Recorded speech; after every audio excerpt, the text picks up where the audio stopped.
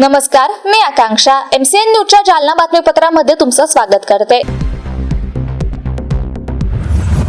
या बातमीपत्राचे प्रायोजक आहेत संजीवनी मल्टी स्पेशालिटी हॉस्पिटल, आपल्या आरोग्याची संजीवनी, the skill to heal, the speed to care. Nagrej मसाले, अस्सल मराठमोळी गावरान चवीसाठी नागरेज मसाले आपल्या जवळच्या किराणा दुकानात उपलब्ध। चौथ्या वेळी ही मुलगी झाल्याने पित्याने 1 महिन्याच्या चिमुकलीला विहिरीत फेकून खून केल्याचं समोर आलंय। चंदनजिरा पोलिसांनी गुरुवारी 17 एप्रिल रोजी पित्यासह मातेलाही ताब्यात घेतलंय। ही घटना 12 एप्रिल रोजी दुपारी आसरखेडा गावच्या शिवारासमोर आली होती। सतीश पंडित पवार, पूजा सतीश पवार अशी ताब्यात घेतलेल्या संशयितांची नावे आहेत। आसरखेडा गावाच्या शिवारातील एका विहिरीत 12 एप्रिल रोजी 1 महिन्याच्या बालिकेचा मृतदेह आढळून आला होता। शवविच्छेदनानंतर त्या मुलीला जिवंतच विहिरीत फेकल्याचं समोर आलं होतं। चंदनजिरा पोलिसांनी स्वतः फिर्यादी होत या प्रकरणात खुनाचा गुन्हा दाखल केला होता। पोलिसांच्या तपासादरम्यान आसरखेडा गारवाडी तांडा येथील एका महिलेची प्रसूती झाली, परंतु तिच्याकडे बाळ नसल्याची माहिती समोर आली होती। त्यानुसार पोलिसांनी चौकशी करीत त्या महिलेचा पती सतीश पंडित पवार याला ताब्यात घेऊन चौकशी केली असता त्याने मुलीच्या खुनाची कबुली दिली। पोलिसांनी सतीश पवार यांची पत्नी पूजा पवार यांनाही ताब्यात घेतलंय। सतीश पवार हा 11 एप्रिल रोजी पत्नी आणि बाळाला घेऊन राजूर येथे गेला होता। तेथून परत येताना आसरखेडा गावच्या शिवारातील विहिरीत त्या 1 महिन्याच्या मुलीला फेकून घराकडे गेल्याचं चौकशीत समोर आल्याचं पोलीस अधीक्षक अजय कुमार बन्सल यांनी सांगितलं। जालना जिल्ह्यात चंदनजिरा पोलीस स्टेशन हद्दीत 12 एप्रिल रोजी एका विहिरीत, गाव आहे आसरखेडा, त्या गावाला जाणारी रोडवर एका विहिरीत एका लहान बाळाचा शव आहे अशी माहिती भेटली होती। लगेच तिकडे PI चंदनजिरा गेले, त्यांनी ते शव बाहेर काढला, इन्क्वेस्ट पंचनामा केला। ते लक्षात आलं की मुलगी असेल आणि त्यावरून काही घातपात होण्याची शक्यता अशी वाटत होती। PM पोस्टमॉर्टम केल्यानंतर डेथ ड्यू टू ड्राउनिंग म्हणजे बुडून मृत्यू झाला असा रिपोर्ट डॉक्टरने दिला। त्यातून हे कन्फर्म झालं की काहीतरी घातपात झाला असणार आहे त्या लहान बाळासोबत। तर लगेच आम्ही नेक्स्ट डे त्याच्यामध्ये सुओ मोटो मर्डरचा केस दाखल केला स्वयं पोलिसांनी, आणि त्याच्यामध्ये तपाससाठी 4 टीम करून चंदनजिरा पोलीस स्टेशन, DYSP जालनाच्या अंडर प्लस LCBची टीम करून त्याच्यामध्ये तपास सुरू होता। त्याच्यामध्ये आम्ही आशा वर्करची पण मदत घेतली, जेवढी मागच्या 3-4 महिन्यामध्ये लहान मुलं जन्म झाली आहे त्याची पण, आणि त्यांनी चांगले त्याच्यामध्ये डाटा कलेक्शन आणि व्हेरिफिकेशन सुरू केलं होतं। ते करताना CCTVची मदतीने प्लस आम्ही काही टेक्निकल अनालिसिस केली, काही इतर आम्हाला गोपनीय माहिती मिळाली की गारवाडी तांडा, बावणे पांगरी हे बदनापूर तालुक्यामध्ये पडतो, पण घटनास्थळापासून जवळ आहे। तिकडे एका कुटुंबामध्ये अशी एक लहान मुलीचा जन्म झाला होता 1 महिन्या अगोदर, ती आता दिसत नाही आहे। तर लगेच आम्ही तिकडे टीम पाठवून त्याचे आई वडीलला ताब्यात घेतला। त्याची चौकशी केल्यानंतर असं लक्षात आलं की हा जो आरोपी पिता आहे सतीश पंडित पवार, राहणार वाखरी वडगाव, त्यांनी त्याची मुलीला हे विहिरीमध्ये टाकलेला होता। ही ज्या दिवशी घटना घडली त्या परिणामात तिकडे यात्रा पण सुरू होती मंदिरची, तर त्या गर्दी वगैरेचा फायदा घेऊन त्यांनी तो त्या ठिकाणी टाकण्याचा ठरवला, आणि त्याला ही 4थी मुलगी होती असं तो सांगत आहे। पण खरोखरी त्याची एकच मुलगी आहे जो आता दिसत आहे। तर एक अगोदरची पण पहिली मुलगी 8 महिन्याची असताना वारलेली आहे अशी प्रायमरी माहिती भेटत आहे। तर पण ही मुलगी नंतर मुली झाल्यामुळे त्यांनी ही प्रकार केला असं तो सांगत आहे।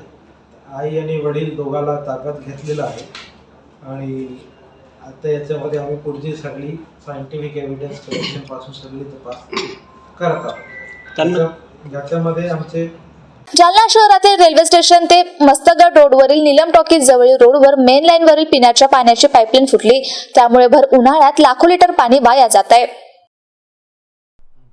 त्याचबरोबर नीलम टॉकीज समोरील कॉम्प्लेक्समधील सर्व अंडरग्राऊंड शटरच्या 15 ते 17 दुकानांमध्ये पाणी शिरल्याने संबंधित दुकानदारांचे मोठे नुकसान झाले।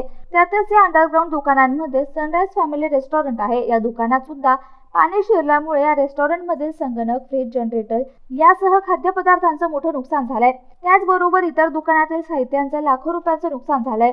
या सर्व दुकानदारांचे झालेले नुकसान महानगरपालिकेने भरून द्यावे अशी मागणी येथील सर्व दुकानदार करतायत. जालना शहराला जायकवाडी प्रकल्पातून पाण्याचा पुरवठा केला जातो, परंतु पाईपलाईनला गळती लागण्यासह इतर कारणामुळे शहराचा पाणी पुरवठा सतत विस्कळीत होतोय.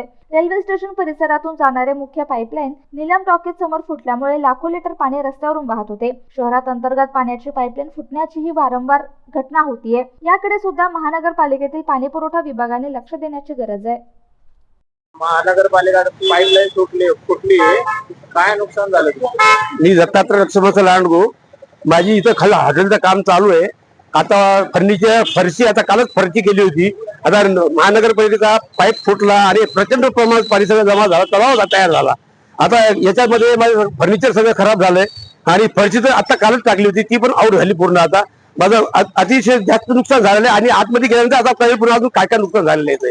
तर कमीत कमी महानगरपालिकेने आता कमी हे पाणी काढायचं तात्काळ व्यवस्था करावी, तात्काळ व्यवस्था करावी. खूप पाणी साचले, जवळ 30 फूट 100 फूट पूर्ण पाणी साचलेले आहे. आणि बाजूच्या कॉम्प्लेक्स पूर्ण दुकानांमध्ये पाणी शिरलंय. काय रेल्वे स्टेशन ते मस्तघर या प्रभागामध्ये जी मोठी पाईपलाईन चालली होती ती अचानक फुटून पूर्ण आमचे हॉटेल सनराईज रेस्टॉरंट जे आहे ती पूर्ण पाण्यामध्ये डुबालेली आहे. पूर्ण कॉम्प्लेक्स हे पूर्ण पाण्यामध्ये डुबालेलं आहे. ते आमचं कम्प्युटर, फ्रीज, जनरेटर लाखो रुपयाचं नुकसान झालेलं आहे. तरी पण आम्हाला एवढंच विनंती आहे की कमिशनर साहेबांना, महानगरपालिकांना की आमचं जे पूर्ण कॉम्प्लेक्स वाल्यांचे सर्वांचे जे नुकसान झालेलं आहे त्याची कमीत कमी भरपाई तरी करून द्यावी. या याच्यामुळं लाखो रुपयाचं नुकसान झालेलं आहे आमचं हॉटेलचं आणि आजचा पूर्ण धंदा आज पूर्ण क्लब झालेला आहे.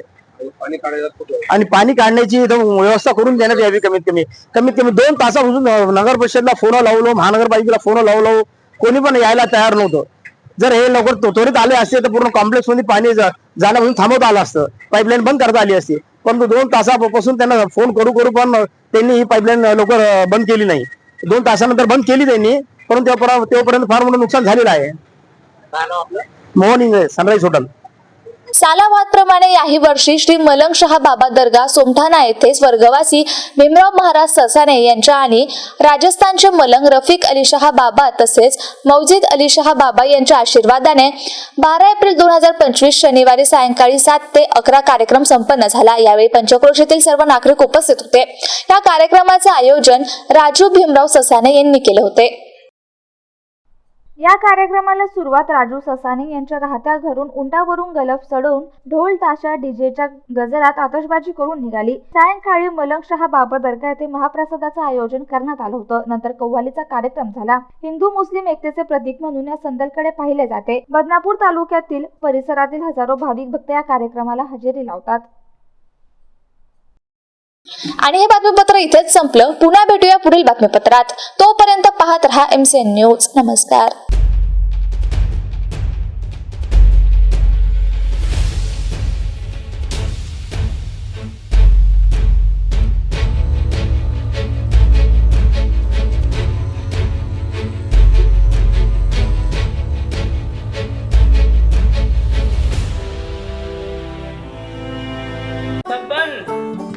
आपको कलेक्टर साहिबा के हाथों से इनामी घर मिल रहा है।